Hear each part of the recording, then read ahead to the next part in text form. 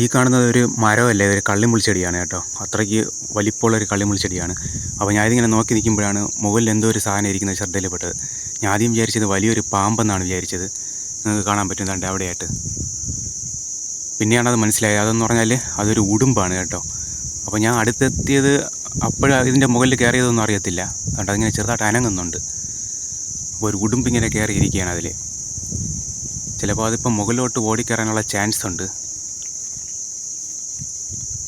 അതിന് മനസ്സിലായി, ഞാൻ അടുത്തെത്തിയെന്ന് മനസ്സിലായി. അപ്പോൾ ഇനി അനങ്ങിയാൽ ഞാൻ കാണുമെന്ന് വിചാരിച്ചിട്ടാണ് അതിങ്ങനെ അനങ്ങാതിരിക്കുന്നത്. അത്യാവശ്യം വലിയൊരു ഉടുമ്പാണ്.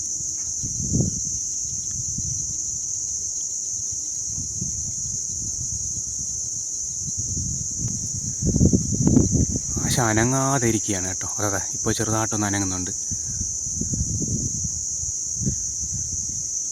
ഇത് കൂർത്ത നഖമാണ്.